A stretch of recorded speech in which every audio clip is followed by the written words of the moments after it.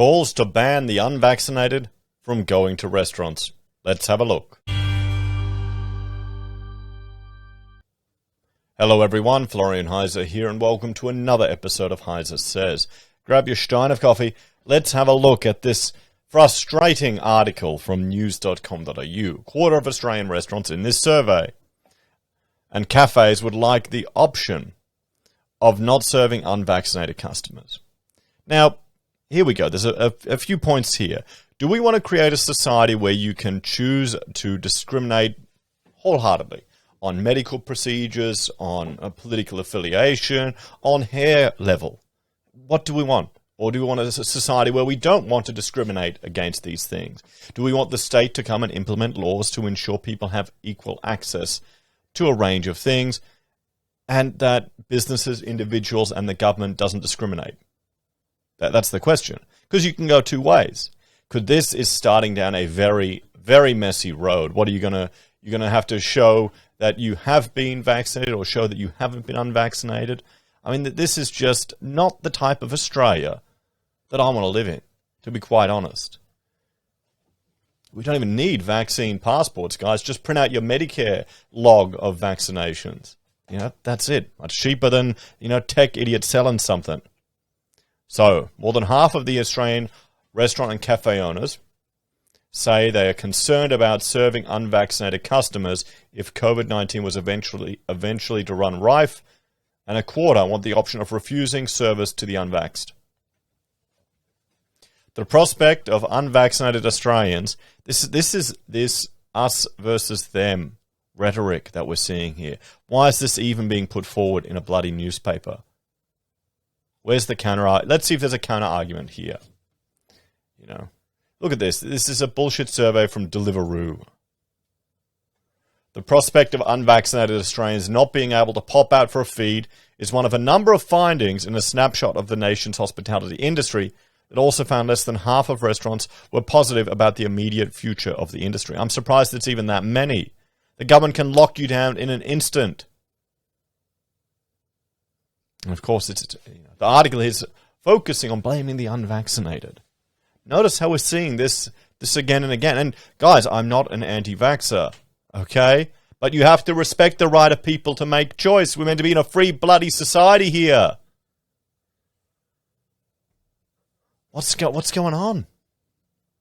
This is dangerous type of rhetoric that's going out there in the media, that's persuading people. It's not healthy. The Hospo Vitality Index report from food delivery firm Deliveroo found a huge lack of staff was the number one issue for the industry. I've subscribed to like a Facebook group where they're looking at chefs. And they're all sharing job adverts and just how terrible the industry is. It sounds like a terrible job, and I can see why people want to get out of it.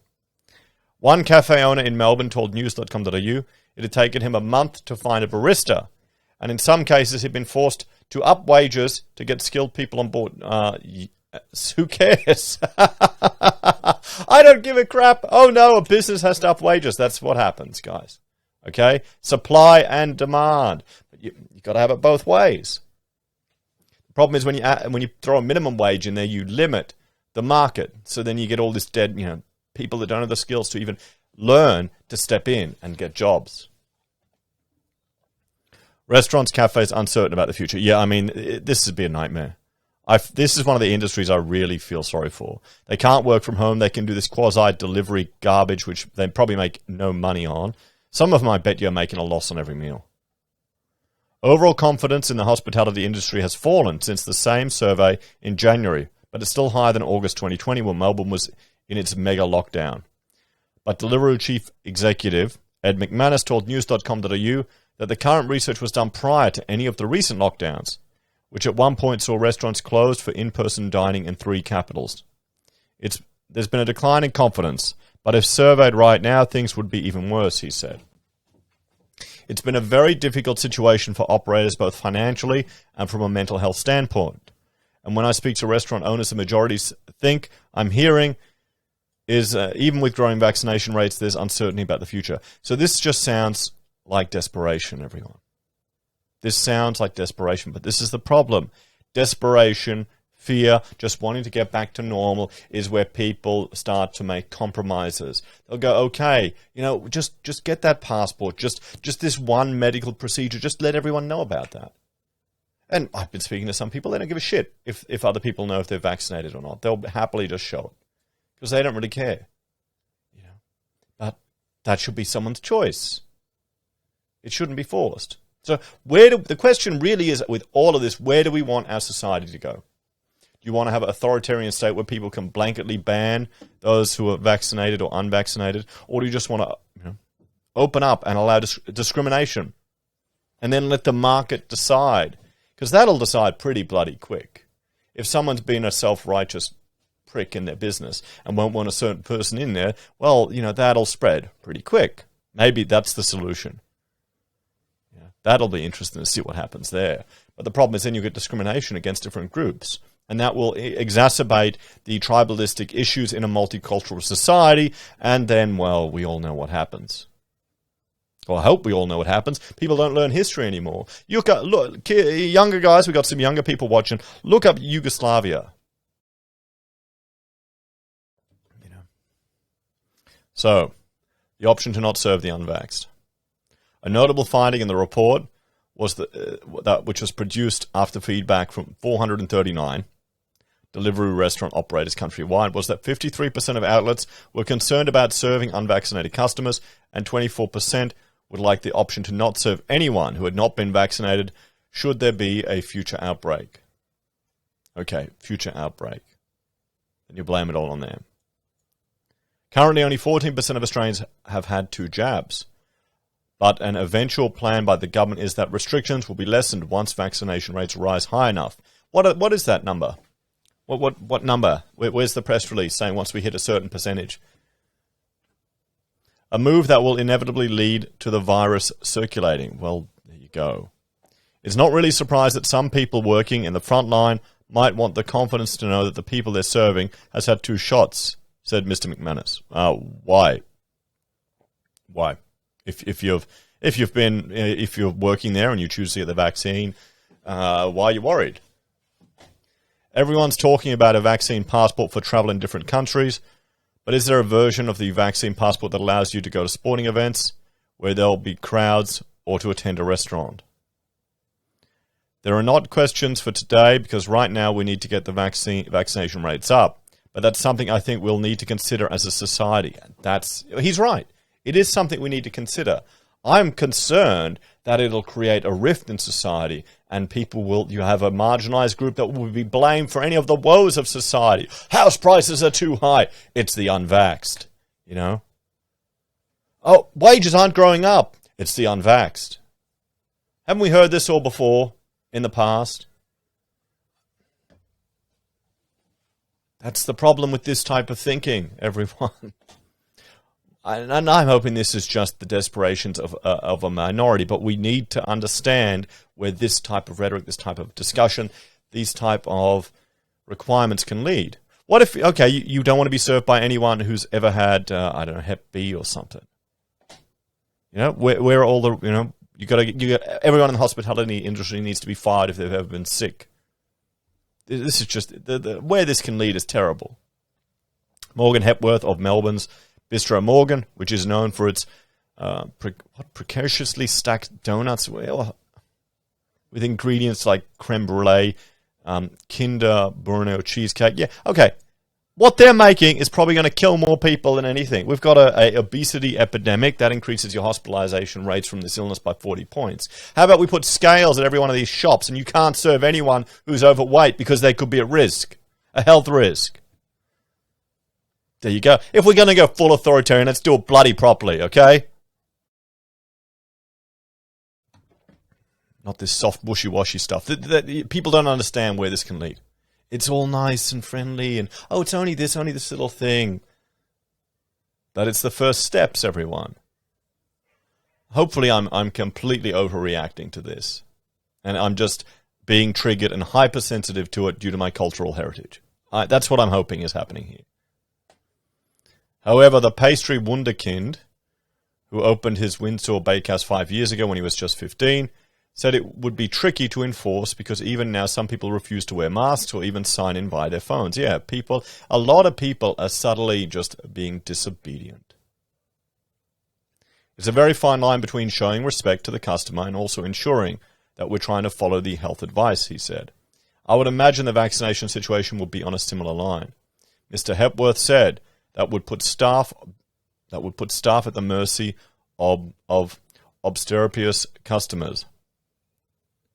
I had one staff member who told a customer they couldn't serve him if they didn't check him, and the customer started yelling and saying she was going to sue us, and then I got a call from the staff member in tears, he said. There you go. Wages up as the industry struggles to find staff. However, his biggest current worry was something more immediate, a lack of staff. Indeed, the Deliveroo survey found 59% of restaurants said the availability of staff was the number one issue. Well, can you blame people for wanting to work in this environment? You're serving bloody donuts and coffees. Do you want to be enforcing health dictates from the state? No, you don't. You don't want the stress. I don't blame people. Key to that was that many positions were taken up either by students and backpackers or skilled staff from overseas. COVID has really cut off that supply of staff, and we found it harder than ever to get new staff, he said. At one point, Bistro Morgan, which usually has about 15 staff, had only 2/3 of the employees it needed, forcing Mr. Morgan to work more hours to take up the slack. It took me a month to fill the position of a barista, and finding a baker was one of the hardest positions to fill because the majority were international, he said. We had to offer above-award wages because we just needed someone. Boo-hoo. Oh, no. Oh, no. Yeah. This is the problem with the award wages. People think that's what people should be paid. This is the problem with artificial limits in it. But most people don't have negotiation skills. So their whole life they've been mollycoddled. They've probably never had to negotiate a pay rise. They've never had to negotiate a contract. It's all been done for them. Someone else has taken care of them for that. For their whole life. There'd be some people that have never even started a business. Never even taken a risk. Never negotiated anything. Can you imagine that? And they've the same vote of you. And no wonder so many people want the government to protect them in that security blanket.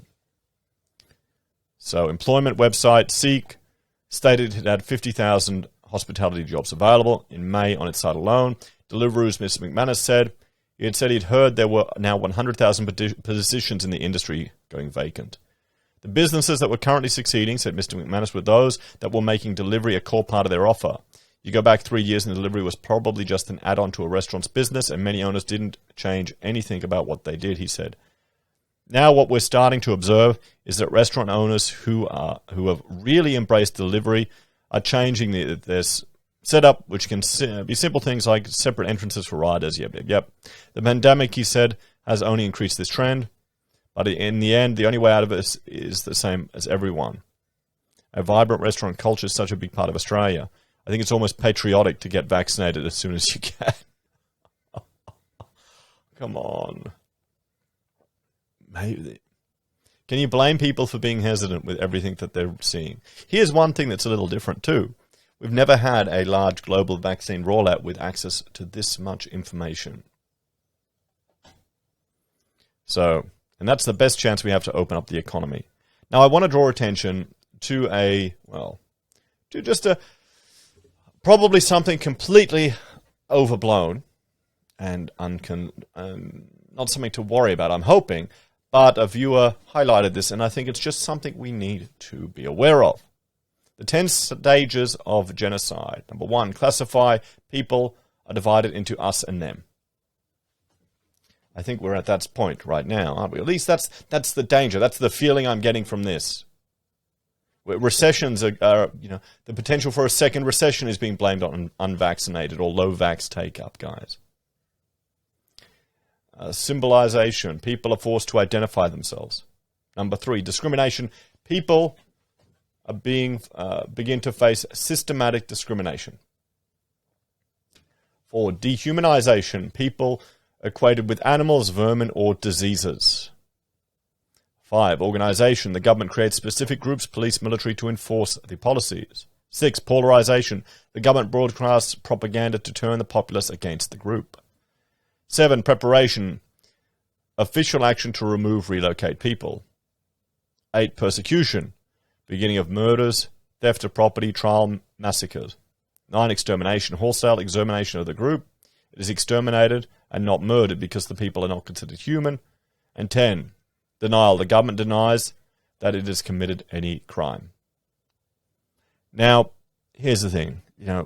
We read this and we think, oh, that'll never happen in Australia. I hope not. But there's the danger that we're at stage 1. Some people would say we're even further.